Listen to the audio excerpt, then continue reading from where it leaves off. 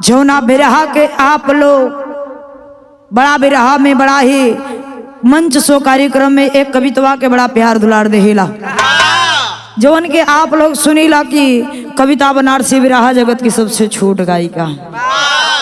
ए भैया आप लोगन के बीच में एक बिरहा भेज रहल बाड़ी, आशा ना विश्वास कि रउआ लोगन अगर दिल दिमाग से सुने हैं तो पसंद जरूर आई। ई बिरहा हो रविदास के चर्चा, संत शिरोमणि रविदास गुरु जी की चर्चा।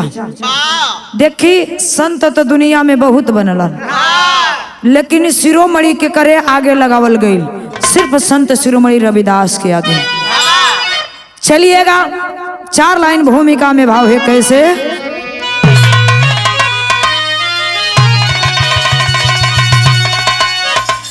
अद्भुती अनोखी है भारती की धरती, जहाँ की छटा जग में सबसे निराली। जन्मे हरिश्चंद्र कबीरा यहाँ पे, यही भूमि लगती है भगवान को प्यारी। भक्त प्रहलाद थे इसी धरा धाम पे, मोरंग ध्वज की कहानी बखानी न जाती। सबसे ऊपर हुआ नाम रविदास का, जहाँ पैदा हुए वो नगरिया थी काशी।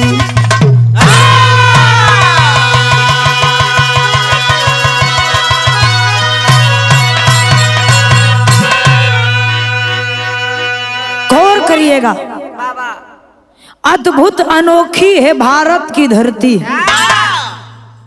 जहाँ की छटा जग में सबसे निराली। बतावल जले कि भारत की धरती सबसे स्वच्छ सबसे अच्छी धरती बतावल जले। ए भैया यही भूमि बतावल जला, यही धरती पे हरिश्चंद्र कबीरा भी जन्म लेलन। यही धरती भगवान देवी देवता के भी पसंद आवेले। गौर करिएगा, इसी धरती पे भक्त प्रहलाद भी थी। मोरंग ध्वज के आप लोग कहानी जौन की मोरंग ध्वज सबसे बड़ा दानी, जो कि दान में अपने बेटवा के ही दान कर देले रहना। लोग तो सोना हीरा मोती जवार दान करेलान, लेकिन वो तो अपने बेटवा के ही दान कर देले रहना। लेकिन सबसे ऊपर नाम जौन की भाव भक्ति भजन में बतावल जाले, जो करे आगे शिरोमणि लगावल गयल। संतों में संत संत शिरोमणि रविदास गुरु जी, सबसे ऊपर हुआ नाम रविदास का, जहाँ पैदा हुए वो नगरी काशी। जहाँ संत शिरोमणि रविदास गुरु जी जब पैदा भइलन वो नगर काशी।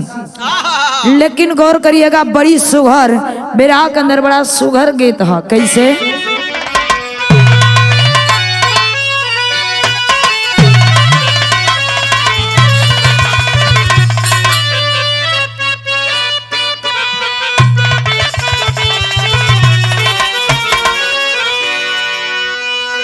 जी रहा हूँ लाश बनकर, जी रहा हूँ लाश बनकर, बेवफा के याद में।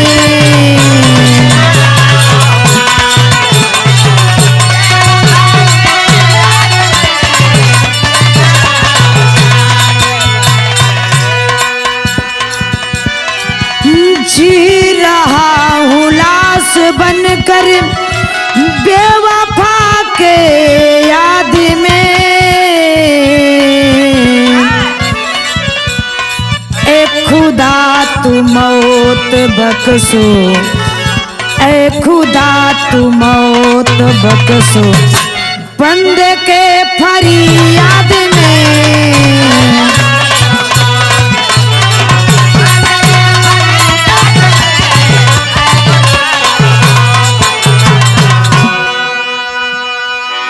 लेकिन गौर करिएगा, भाव भक्ति भजन होले कैसन?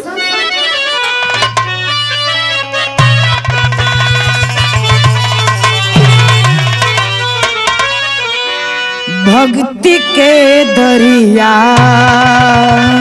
में गोता, भक्ति के दरिया में गोता जो लगाया जान लो।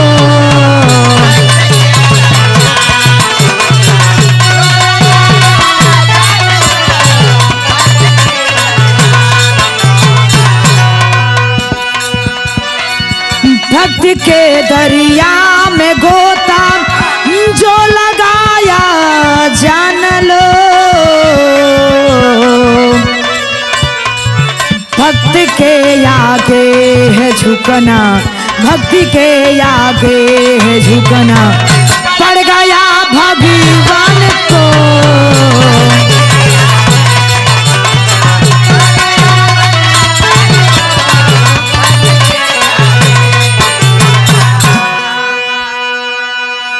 भक्ति के दरिया में गोता जो लगाया जान लो। भक्त के आगे है झुकना, पड़ गया भगवान को। कहल जाला भगत की बस में है भगवान। भगत अगर पूजा करेला तो भगवान भी खुश रहते हैं। दिल से जे पूजा करी, जौन भक्त पूजा करी तो भगवान भी होकर रक्षा करेलन। लेकिन गौर करिए, कहानी ये हमें ससुरात कहानी हो कहाँ के।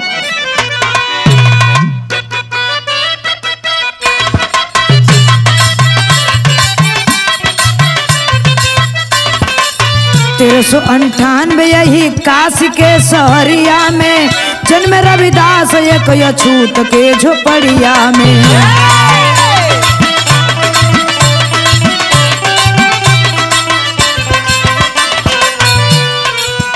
पिता संतोख दास गोद ललनवा अइले, माता कलसा देवी के गोद पलनवा भइले।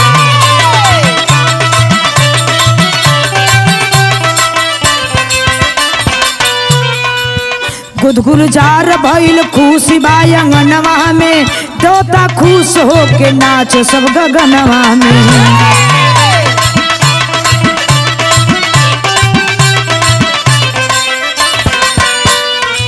सिर गाँव बा गोवर्धन के बगलिया में, सिर गाँव बा गोवर्धन के बगलिया में, अनोखी मोती आई हिंद के नगरिया में।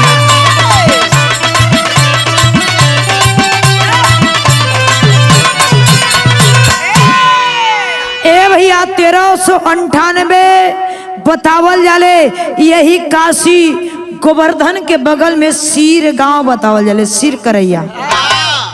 वही के रहे वाला एक अछूत संतोख दास, उनके दुल्हन के नाम बतावल जाला कलसा देवी। उनके गोद में एक सुंदर लड़का पैदा भइलन, जेकर नाम पड़ल रविदास। बाबू माई के गोद में लड़का आइल, और जब लड़का आइल तो गोद पूरा गांव पूरा चवार पूरा ऐसा लगल कि स्वयं भगवान ये धरती पे आ गइलन। लेकिन गौर करिएगा, बड़ा खुशहाली हो, गोद गुलजार भइल, सोहर मंगल चार भइल। ए भैया यहर ते अंगना में सोहर मंगल चार होखत हो, लेकिन गगन में देवता भी खुश होके नाचत हो कि स्वयं चला एक धरती पे कम से कम मानव के रूप में केहू तो धरती पे गल कि जौन की इंसानियत के नाम से और भाव भक्ति भजन हमहन के पुकारे वाला। गौर करिएगा ए भैया, धीरे धीरे बतावल जाले समय व्यतीत भइल बा, और जब समय बीतल बा तब भइल का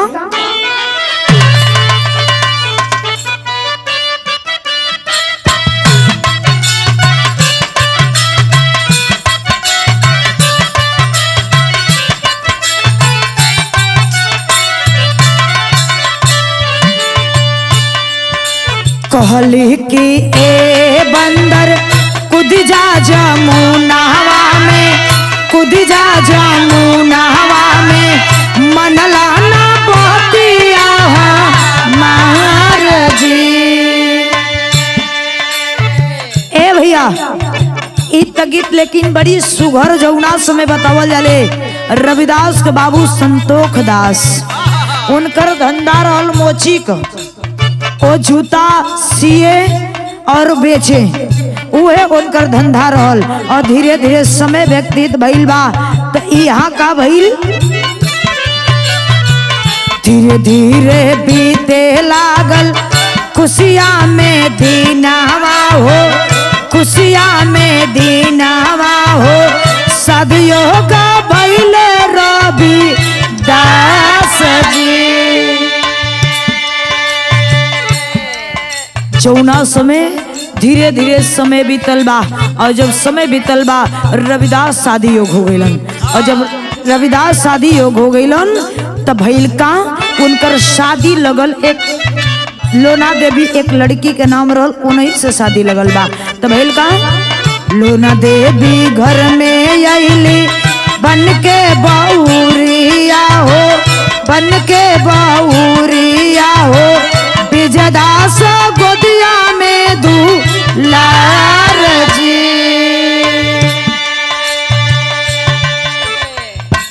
गौर करिएगा ए बाबू रविदास शादी योग भइलन बाबूजी शादी कर देलन लोना देवी लड़की के नाम रहल उन्हीं से जब शादी कैले बाड़न घर में दुल्हन बन के आइल बाड़ीन। और जब दुल्हन बन के आइलीन धीरे धीरे समय बीतल बाबूजी और माई जी के स्वर्गवास हो गए। संतोख दास और कलसा देवी के स्वर्गवास हो गए। और जब स्वर्गवास भइल बा तो अपने बाबू का बतावल जाले बाबू का विरासत बेटवा के हके लगला। अब रविदास अपने बाबू का जौन मोची के धंधा रहल वो दुकान पे धीरे धीरे आना जाना उनकर पहले से रहल। बाबूजी दुनिया के छोड़ के चल गए ना तो अपन दुकान संभाले लगलन।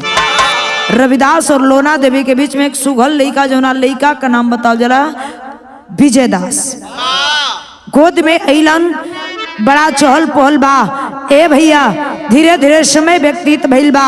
और जब समय बीतत रविदास से पर डे गंगा मैया मिले हमें रविदास और गंगा मैया का पर डे बातचीत हमेशा दर्शन होके गंगा मैया से। और रविदास से इतना बड़ा भक्त और इतना बढ़िया रहना भाव भक्ति भजन पहले ही बतौली कि निर्छल दिल से करबा तब भगवान भी तोरा से भेटे हैं। ए भैया धीरे धीरे और रविदास का गंगा जी का जौन बतावल जले पूजा भक्ति ये धीरे धीरे रविदास के भक्ति के नाम से पूरा देश में चर्चा हो गया। चर्चा भइल बा तो गीत बड़ी सुघर बा का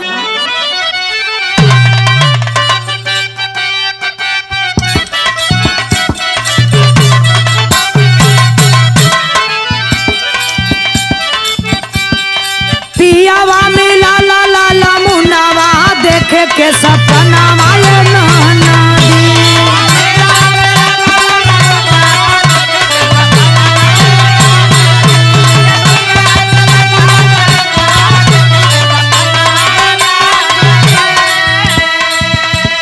पनिया भरा न गली वही पानी घटवा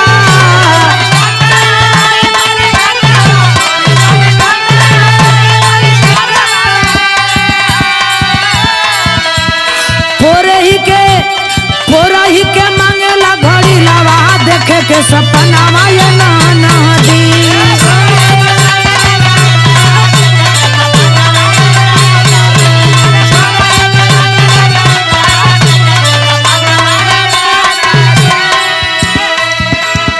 लेकिन गौर करिएगा ए भैया इधर जब चर्चा पूरे देश में फैलल बा पूरा देवलोक में भी फैल गयल रविदास का चर्चा सब पूरी दुनिया गावत हो। लेकिन गौर करिएगा तो भइल का धीरे धीरे धीरे धीरे बीतली जीवनी यहाँ बदलल कहानिया ये भैया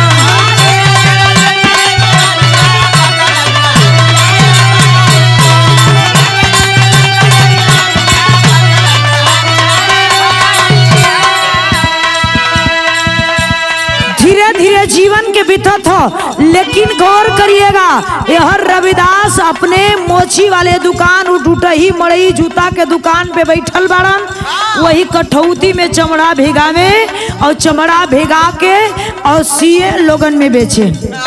गौर करिए उनकर बेटवा विजयदास पर डे अपने बाबू के खाना पीना लेके आवे, परिवार के जीविका वही से चलत हो। लेकिन एक दिन नारद भ्रमण करे चलल बाड़न, और जब भ्रमण करे चलल बाड़न तब सगरो घूम के यही काशी में आइल बाड़न, और जब काशी में आइल बाड़न तब भइल का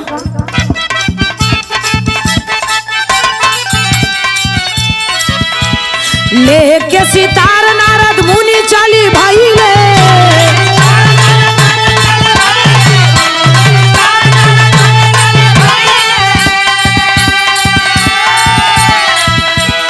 घूमत घूमत काशी शहरिया में आइले,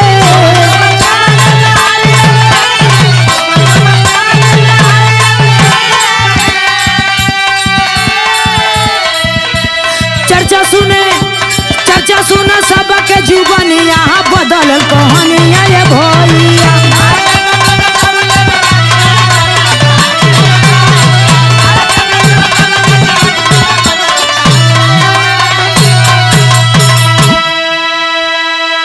ए भैया नारद मुनि सितार लेके घूमत घूमत काशी में आइल बाड़न, और जब काशी में आइल बाड़न जे जहाँ रहे रविदास के कोई इतना बड़ा भक्त हो गइलन कि पढ़े गंगा जी से मिले आवनी, बड़ा भक्ति के चर्चा बा सगरो सबके जुबान जुबान पे।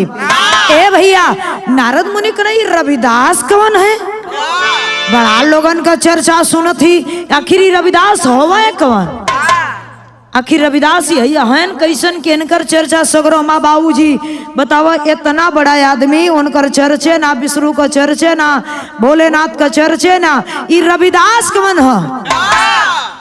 अब उनके छनछनी बरल की रविदास का चर्चा, और जब रविदास का चर्चा सुने बड़न तो उनकर एकदम होशे उड़ गल, तब भइल का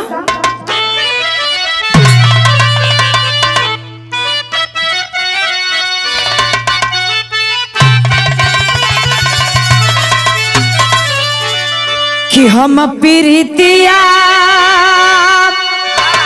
हो, हम प्रीतिया कि हम प्रीतिया के रीतिया न जनली कि जिंदगी जवाल हो गवा।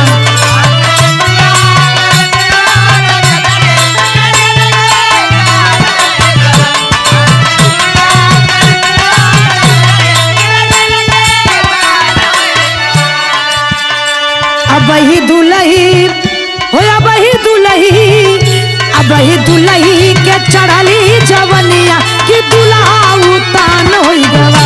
अबही दुलही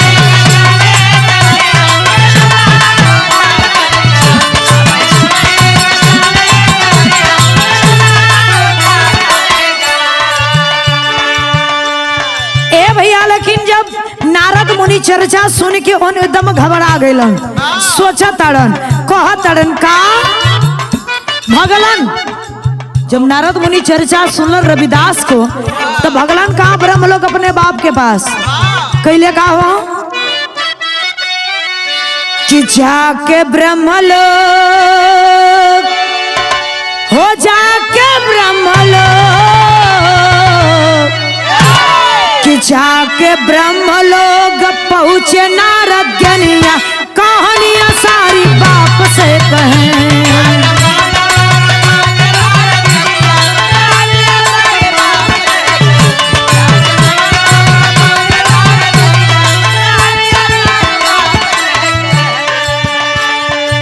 जाके ब्रह्मलोक अपने बाप के पास, ब्रह्मा के पास पहुंचल बड़न, और कहतन कि बाबूजी ये रविदास के हो गयल लली काशी में गईली, बड़ा चर्चा सुनतनी कि रविदास रविदास, आखिर रविदास हुआ के सबका परीक्षा लिया, आखिर रविदास हुआ का ये न हो का तो कुछ दिखाई, चलो हमके देखावा आखिर रविदास कैसन हुआ।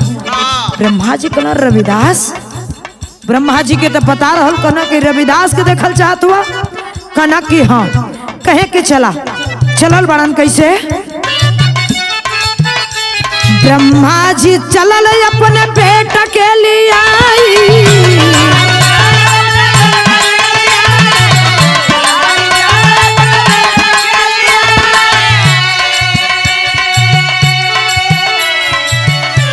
संत शिरोमणि जी के दर्शन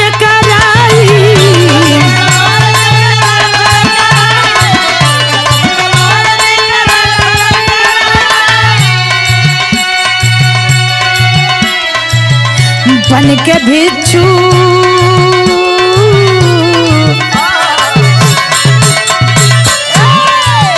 बन के भिक्षु हो बन के भिक्षु बन के भिक्षु को लागे मांगे पनिया कहानियां सारी बाप से कहें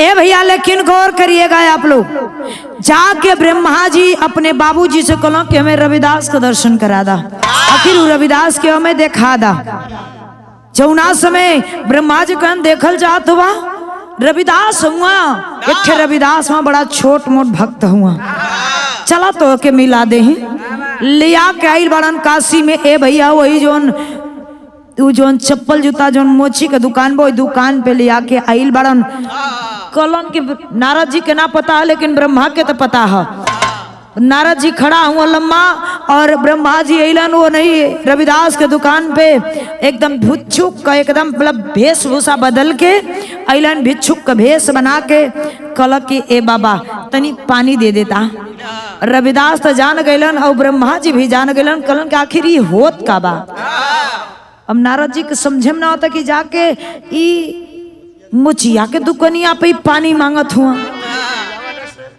ए भैया जब ब्रह्मा जी पहुंचल बार जब पानी मांगत हुआ तो रविदास कलन की पानी हमसे मांगत हुआ कल की ए बाबा पानी तबा लेकिन बर्तन नहीं बा बर्तन नहीं बा हाँ हाथ जोड़ के खड़ा हुआ कहते तना सारा बर्तन रखले हुआ वो जो जुतवा लगौले रहना वो दुकनिया में कल के तना सारा बर्तन रखले हुआ और कहत हुआ कमरे के बर्तने नहीं बा का झूठ बोलेला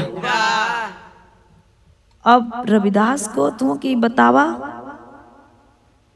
ई जुतवा में पानी मांगत होने के बर्तन बतावा तो नब नारद तो सोचत हो करे बाप रे बाप ये तो नरक फांदने है कि अब बाबू घर में रहे वाला अब ये रह ना पई है घर में रहे ना दिहल जाई ए भैया ब्रह्मा जी पानी मांगत हुन और रविदास वे जुतवा के उतरला ना उतार के कठौती में बोर के और वही जुतवा में पानी दे देलन ला बाबा पी ला अब भिखारी के भेष बना के भिखारी के रूप में ब्रह्मा जी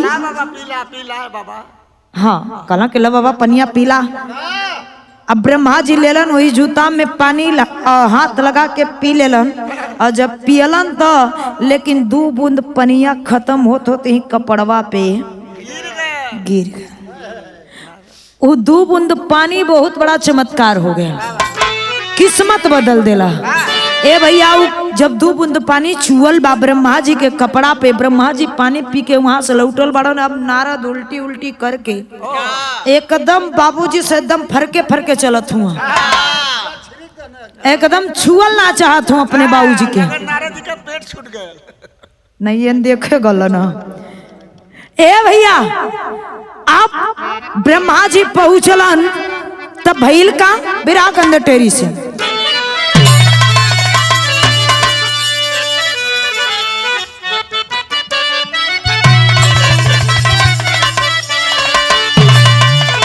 भजनिया सीमा पार अरे भजनिया सीमा पार हो अरे भजनिया सीमा पार कर गई बन के मोती चमके कपड़ा वाला पनिया पनिया पनिया पनिया पनिया भजनिया सीमा पार कर गई बन के मोती चमके कपड़ा वाला पनिया भजनिया सीमा पार कर गई ए भैया वो कपड़ा वाला पानी जब ब्रह्मा जी अइलन ब्रह्मलोक अपना महल में तू कपड़ा उतार के नारद से कलन के ले जाके चफनु धोबी एक ठरना कनव नहीं के ले जाके दे दा चफनु धोबी के ले जा दे दा कदा के धो दिया ये कपड़ा नारद जी कला अब तक तनी बनल बनाई रहल लेकिन अब बेकार हो गए लगा जौनो बाकी रहा जौन बाकी रहल अब उ पूरा होए वाला बा। अब नारद लाचार बाबूजी का बात भी ना काट सकत हुआ। एक खे हेतना बड़ा का लकड़ी तोड़ के और लेके बाबूजी का कपड़ा लटकौले बनन त भइल का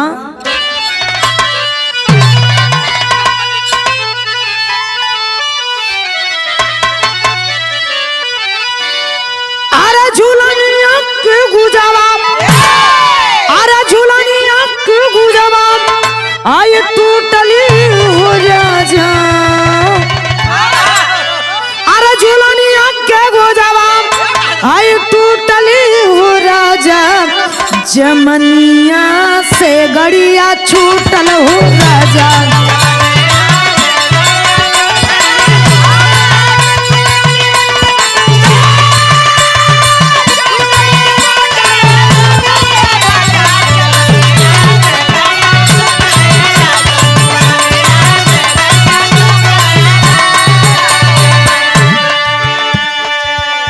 लेकिन नारद करत का हम वो कपड़ा के साथे तनी आप लोग गौर करिहा।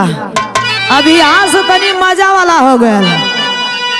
अरे लकड़ी में कपड़ा, अरे लकड़ी में कपड़ा फसवल नूर दी।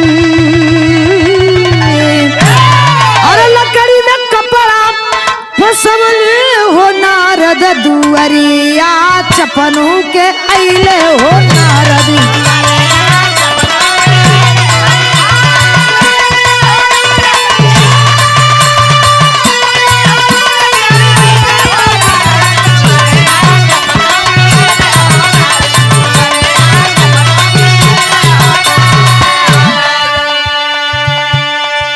लकड़ी में कपड़ा फसैले हो नारद दुअरिया, चपनू के अइले हो नारद।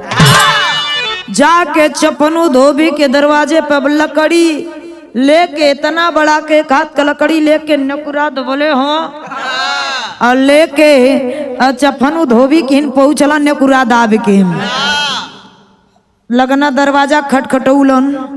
और जब दरवाजा खुलल बा तो कलक के भगवान का कपड़ा धो दी है। अब तू चपनू धोबी ले गई ना कपड़ा, लेकिन एहर का भइल तनी गौर करी।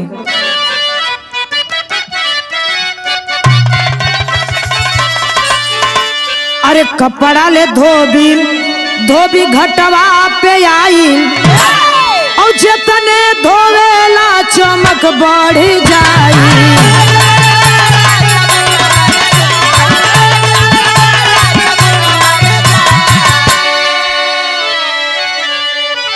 अरे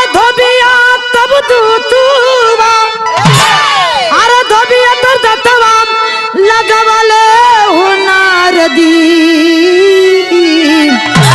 अरे धोबिया तो दतवा लगवले हो नारद दुअरिया, चपनू के अइले हो नारद।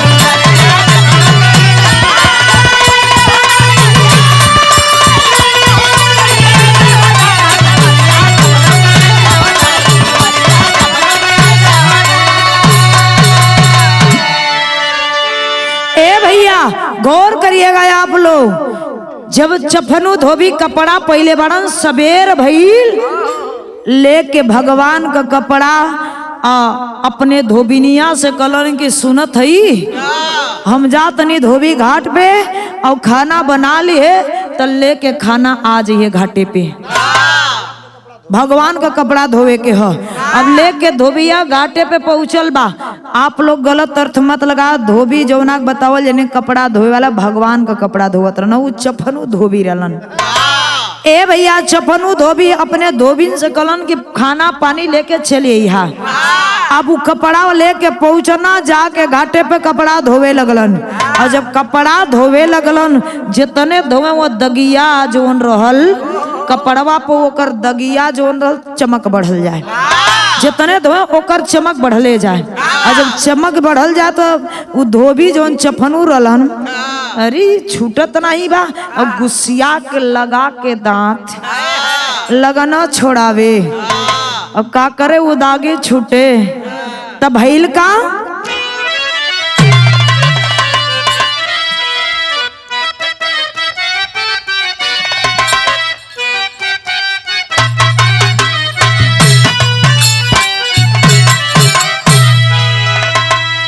बड़ी धर्मधारी बाटे काशी के सहरिया भैया।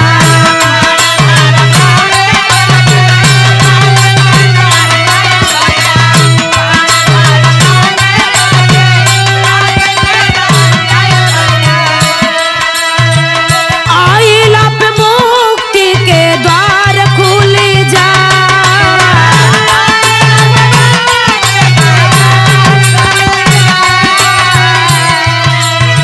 मन हवे चंगा तक ठावती में गंगा मैया।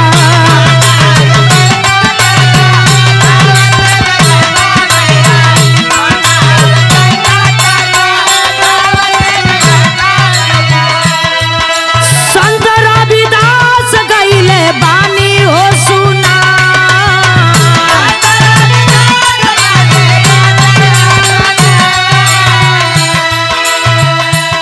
कपड़ा के दाग धोबिया दांते से छोड़ावे भैया।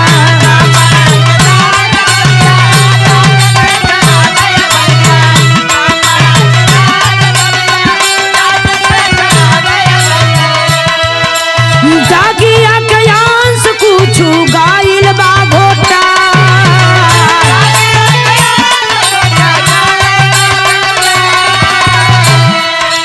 धीरे धीरे बदले लागल धोबी के शरीरिया भैया।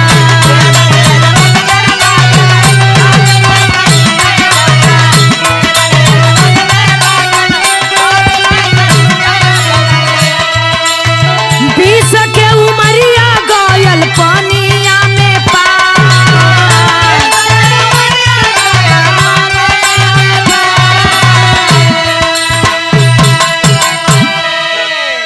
गौर करिएगा ए भैया, बड़ी धर्मधारी बाटे काशी के सहरिया। अइला पे मुक्ति के द्वार खुल जाए। बड़ा बखान करे लगलन कि बार काशी के धरती बड़ा ही धर्मधारी है कि मुक्ति के द्वार खुल जाला यहाँ काशी में अइला से। ए भैया, संत शिरोमणि रविदास गुरु जी के एक ही वाणी थी कि मन चंगा तो कठौती में गंगा मैया।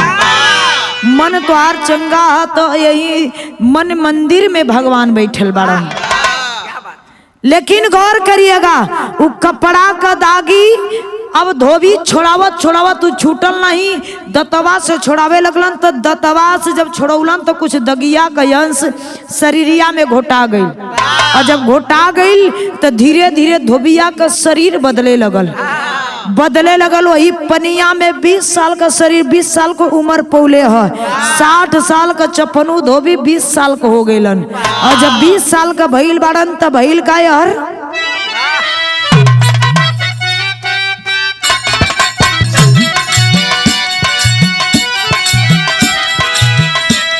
यार देखा ओहर तो चपनू धोबी पानी में 20 साल का लड़का हो गईलन। यार धोबिनिया खाना वाना बना के और कपारे पर लेके खाना घाटे पे पहुंचल बा। तब भइल का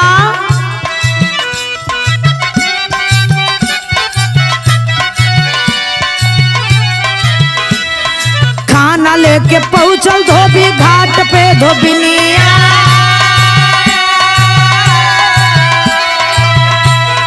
खाना लेके पहुंचल धोबी घाट पे। धोबिनिया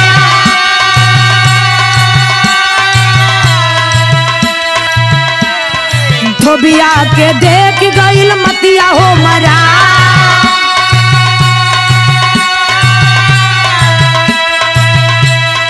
कई के ये सारा धोबी पानी में बोलावे।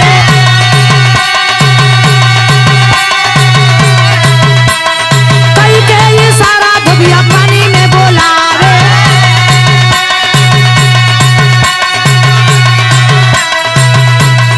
करिया के कैले धोबिनिया बहुत अच्छा।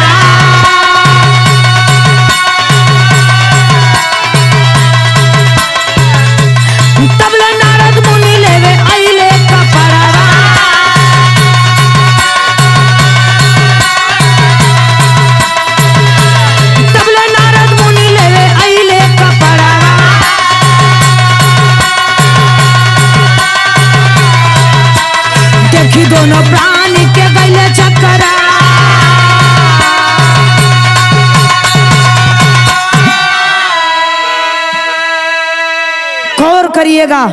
धोबिनिया खाना पीना बना के लेके धोबी घाट पे पहुंचल बा। और जब धोबी घाट पे पहुंचल बा तो धोबिया के देख के 20 साल के लड़का देख के कलर के ए बच्ची है, अरे वो हमार मनसेधु कहाँ गइलन? तुहार मनसेधु? कहे हाँ। अरे बच्ची तोके लगा के कहाँ चल गइलन? और धोबिया मने मन मुस्कियात ह कि अरे हम ही हई, हमके पहचानत ना है। ए बच्ची बतावा, करे हम ही हई। कहे अगर लइका भगवान देले रहतन तो तोरे उम्र का हमार लइका हो जात, अपने महतारी समान हमरा कैसे बतियावत हवे? बताओ सही सही। कल अरे तू अब पनिया में हम ही हई चफनू, हम ही हई चफनजा। नहीं तू ही चफनबे करवैया, उम्र में चफनत हुआ, जवानी रहल होई तो कितना चफनल होगा। गौर करिएगा। ए भैया धोबिया इशारा कहता कि पनिया में आ। ए सैया ई कैसे हो गई? अरे तू ना जानबे ही जोन भगवान का कपड़वा आइल बा, यही के चुसली ह त हैसन हो गईली। आओ आओ तू आओ आओ आओ आओ ले तू चूस ले, चूस ले तू हो जाबी हमरे जैसा। धोबिनिया कल के रे कर देखा हो, लगल उल्टा पुल्टा गरियावे। कल गरिया और मत तो हु आजो, ये भगवान के कपड़वा में दवाई हो। हाँ यार चूस ले। धोबिनिया गइल बा पनिया में कपड़वा के कलले मुहवा में लगाई, तू चूस। और जब चूसले ह तो धोबिनियों का 20 साल उम्र हो गल। धोबिनिया 20-20 साल का हो गइलन। और जब 20-20 साल का हो गइलन, दोनों प्राणी बड़ा मगन हुआ के जिंदगी फिर दोबारा मिल गयल। ए भैया दोनों प्राणी आइल बड़ा रूम पे। सवेर भइल, नारद मुनि कपड़ा लेवे बदे अइलन अपने बाबूजी का। दरवाजा ठोकत हुआ, ए चफनू, ए चफनू, निकलना चफनू। हाँ बोली बोली। अरे भैया गलती हो गल। देख के दोनों प्राणी का जब उम्र देखलन तो कहलन कि अरे ई कैसे? ए भैया दूसरे के दरवाजा ठोक देले बाड़ी, हम चफनू धोबी के यहाँ जाल चाहते। अरे हम ही आई चफनू? कहे हाँ। कैसे भइल? अरे जोन तू अपने बाबू भगवान का कपड़वा लेके आ लला, जोन दगिया लगल रहे, उ दगिया के छूटत ना रहल, उ दगिया के एक लगली दतवा से छोड़ावे तो ना छूटल। उ दगिया का कुछ अंश हमरे शरीरिया में घोटा गइल। हम इतना उम्र का हो गईली, हमार वो जवान हो गईल। मतलब हमने दोनों प्राणी एकदम जवान हो गईली। हाँ कलन की देख के नारद मुनि के माथे ना काम करत, चक्कर आ गईल माथा। अरे बाप रे बाप, वो दागी वो पानी में तनी सकती। अब कपड़ा के लेके वैसे तो लकड़ी में फंसा के लेके अलन, अब कपड़ा के लुड़िया के बड़ा जतन से लेके अपने बाबू ब्रह्मा के पास पहुंचल बड़न। ए बाबू चल के फिर से रविदास का दर्शन करा देता, चली दीदार कर लेती। दौड़ल दोनों बाप पुत्र पहुंचल बड़न रविदास के कुटिया पर। तो भइल का आखिरी लाइन,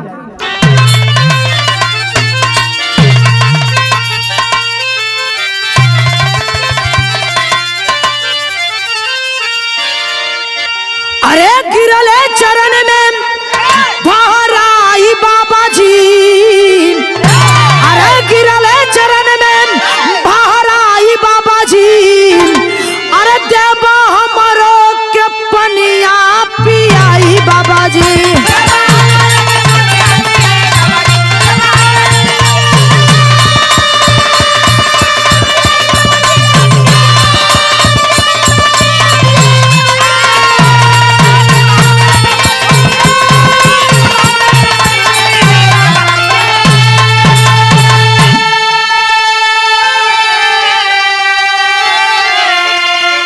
रविदास के दिख के जौन उल्टी पुल्टी करत रहना और नारद मुनि आज पहुंच के रविदास के गोड़े पर गिर के कला की बाबा माफ कर दा, जौन बाबू के पनिया पियौले रला उ पनिया तनी हमरो के पिया देता।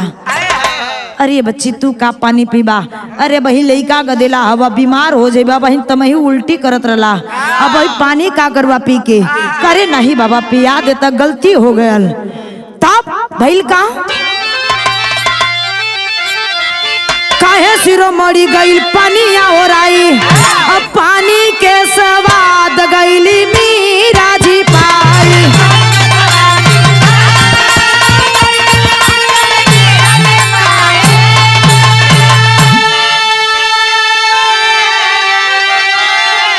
अरे ऊंचा स्थान जग में पाई बाबा जी, अरे ऊंचा स्थान जग में पाई बाबा जी, देवा हमारो के पनिया पियाई बाबा जी।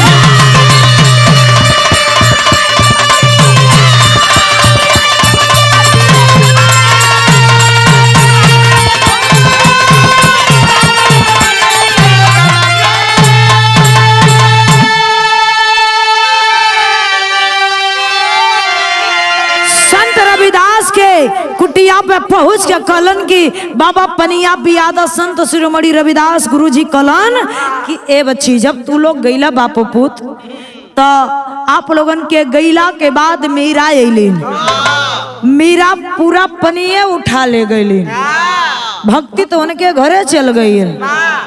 तब नारद जी कलन ब्रह्मा जी कलन कि जग में सबसे ऊंचा स्थान बाबा तोहरे होखी, और जे तोहरा के कही तोहरे आगे पहले रविदास रह, लेकिन अब संत शिरोमणि रविदास कला के सबसे ऊंचा स्थान जग में पाई बाबा जी, देव हमरो के पनिया पियाई बाबा जी।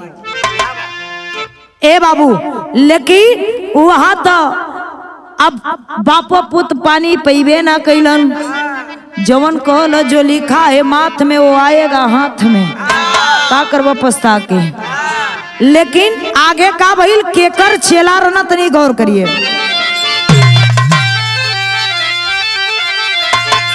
अरे रामानंद का चेला रहले जाने ला जहान हो, और छोट बड़ ऊंच नीच सब एक समान हो।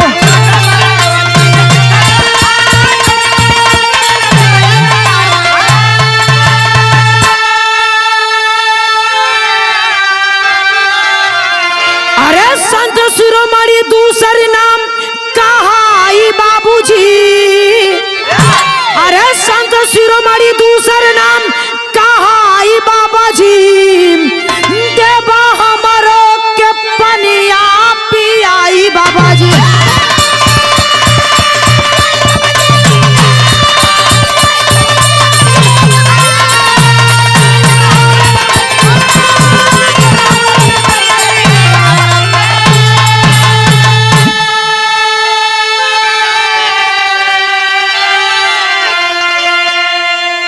संत शिरोमणि रविदास गुरुजी के कर शिष्य रहलन रामानंद का, उन्हीं का शिष्य कबीरदास भी रहलन।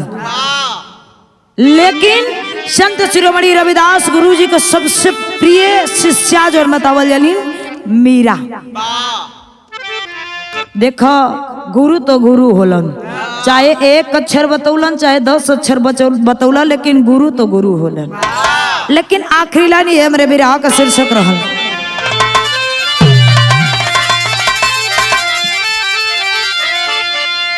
गुरु बिहारी गुरु गणेश गुरु रामलाल की मां।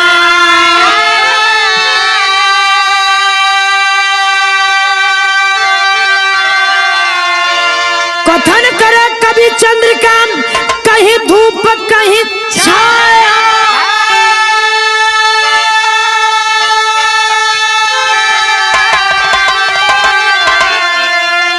अरे भजनिया सीमा पार कर गई तब कविता